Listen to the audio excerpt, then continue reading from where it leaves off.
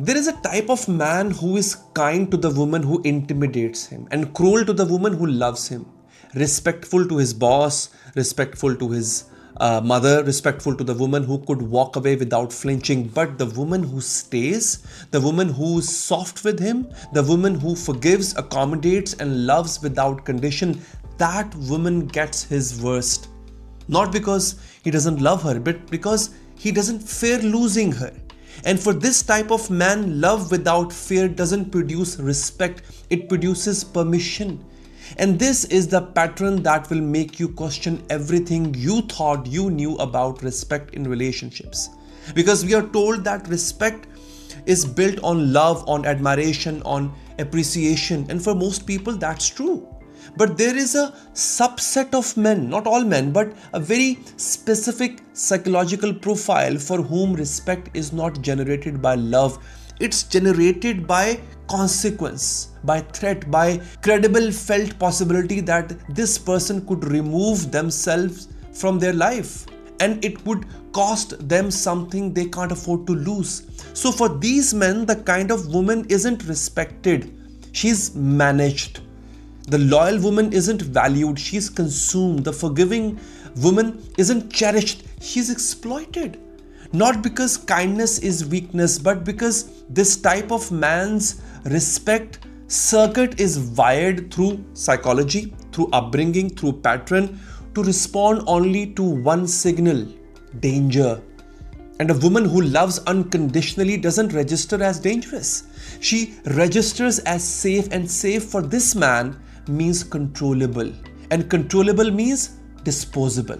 So today I'm going to dissect this psychological profile which creates it, how it operates, and the signs that the man in your life only respects what he is afraid of losing. Here's a pattern stripped to its core. Watch how he treats people based on what they can do to him.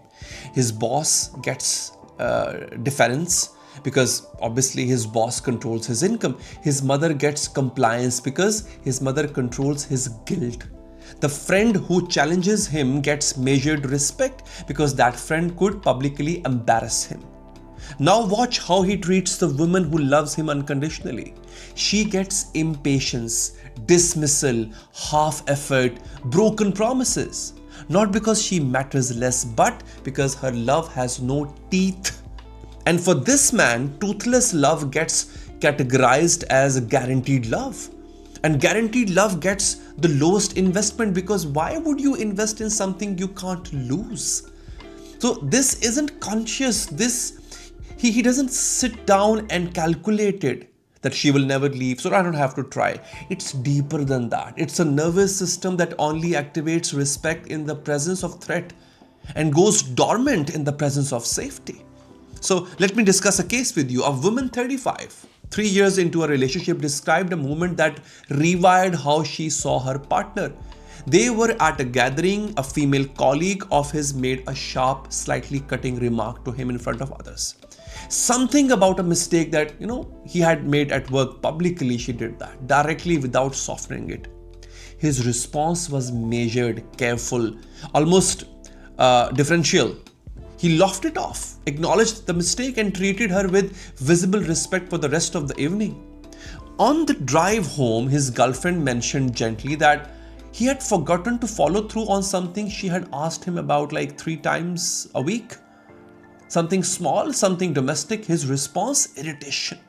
Why are you always on me about these things? Same man, same hour, 2 different women, 2 completely opposite responses. The woman who challenged him publicly got respect. The woman who loved him privately, she got contempt. She said, that night I realized he doesn't respect kindness, he respects consequences. And I had given him one.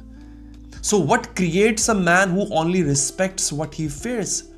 The root is almost always a childhood authority framework built on conditional power. Psychologists call it a dominance-based respect model. In healthy development, a child learns that respect is given to people who are trustworthy, kind, and consistent. In dysfunctional environments, particularly households run by authoritarian, volatile, or emotionally unpredictable caregivers, the child learns something different. Respect isn't earned through goodness, it's earned through power. You respect whoever can hurt you. You dismiss whoever can't hurt you.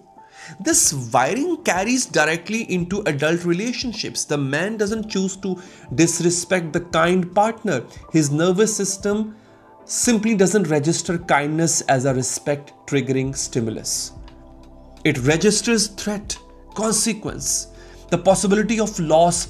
That's the only signal strong enough to activate his respect circuit. Everything else, love, devotion, loyalty, patience, gets filed under safe. And safe in his internal architecture means doesn't require my best behavior. There is a second layer operating here. There is a second layer operating here. Psychologist George Simmons calls the exploitability assessment. Some individuals, particularly those with narcissistic or antisocial or covertly manipulative traits, unconsciously evaluate every person in their life for exploitability. How much they can get away with, how much they can exploit, how far can I push before there is a consequence. The people who push back early and hard get categorized as not exploitable and they receive respect. They do. The people who absorb, forgive, and accommodate, they get categorized as exploitable and they receive the bare minimum. So this isn't about all men. This is about a specific psychological profile, as I mentioned earlier, and it is shaped by childhood authority patterns, reinforced by relationship dynamics, and maintained by partners who love hard but hold no line. The profile is real, the pattern is predictable, and the damage it causes it's enormous. Because the woman inside this dynamic often believes that more love will eventually produce the respect she's been missing. It won't. Because love was never the currency this man trades. Fear is the one. So there are 5 signs you are with the man who only respects what he fears. Sign number 1. He treats strangers better than he treats you. The waiter gets politeness, the neighbor gets charm, the colleagues, they get professionalism. You get the leftover version, short one, half attention, minimal effort. When a man performs better for people who don't matter than for the person who matters most, that's not social skill, that's consequence mapping. Those people can damage his reputation. You can only damage his evening. And reputation outranks relationship in his operating system. Sign number 2. His behavior improves only when you threaten to leave. You have noticed this. You pull away, suddenly he's attentive.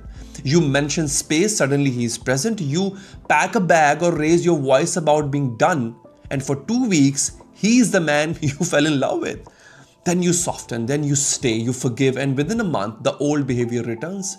This cycle isn't change, it's threat response. He didn't become a better partner. He temporarily activated because his nervous system detected danger, and the moment the danger passed, the system went dormant again.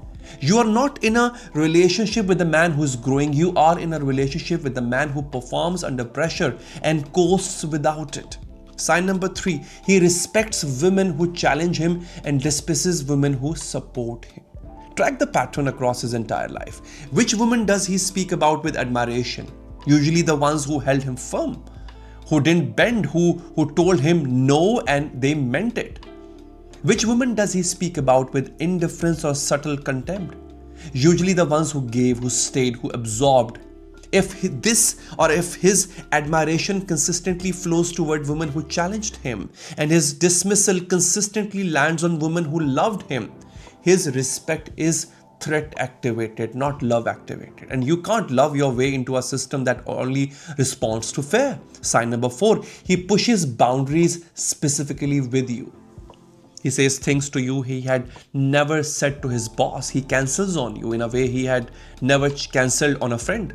He makes promises to you with the same casualness he would never bring to a professional commitment. You have become the one person in his life where the rules don't apply. Not because you are special, because you are safe. And safe means he can behave however he wants without material consequence. If you are the only relationship in his life where his standards drop, that's not comfort. That's contempt dressed as familiarity. Sign number 5. You have caught yourself becoming harder just to be heard. This is the most revealing sign because it lives in you, not in him, in you. You have noticed that when you are soft, he ignores you. When you are firm, he engages. When you cry, nothing changes. When you rage, he suddenly listens. You have started calibrating your emotional expression not based on what you feel, but based on what produces a response from him. You have become harder, not because that you are a hard person, but because softness got you nothing. And the fact that you have had to abandon your natural emotional language just to register in his awareness, that tells you everything about what his respect system requires. It requires force. And a relationship that requires force to generate basic respect is not a relationship. It's a negotiation with someone who only responds to leverage. So here's the truth that women in this dynamic need to hear without cushioning. You cannot love a man into respecting you if his respect system is wired to threat. You can be the most beautiful, most devoted, most patient, most forgiving woman he has ever been with, and it will not matter. Because his nervous system is not evaluating your worth, it's evaluating your threat level. And a woman who stays through everything, forgives everything, absorbs everything, registers as zero threat, which means zero respect, which means zero real investment. Your love is not the problem, his wiring is.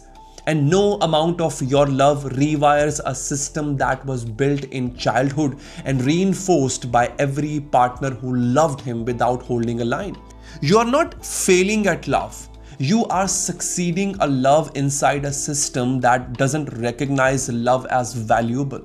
And that distinction between your failure and his limitation is the most important distinction you will ever make.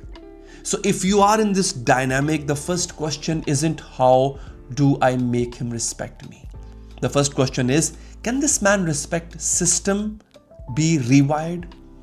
And the honest answer is only with professional intervention, genuine self-awareness on his part, and a willingness to do deep psychological work on attachment patterns he has probably never examined.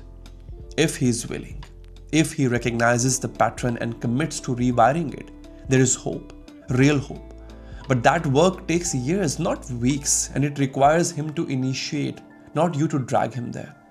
If he's not willing, if he denies the pattern, blames you for being too sensitive, or temporarily improves just long enough to neutralize your threat, then you have a different decision, not about him, about you. Can you live inside a relationship where your kindness is exploited, your patience is consumed, and your love only registers when it's withdrawn? Because that's not partnership, that's hostage negotiation, and you are the only one paying the ransom. So the right man doesn't need to fear losing you to treat you well. He treats you well because your presence in his life is something he values, not something he's afraid of losing. There are two completely different motivations. One is respect, the other is risk management. And you deserve someone whose best behavior isn't activated by fear, but by simple recognition that the woman in front of him deserves it. Without a threat, without performance, without you having to become someone harder just to be seen. If you have had to become someone you are not just to be respected, the problem was never your softness. It was his inability to honor it. I'll see you in the next video.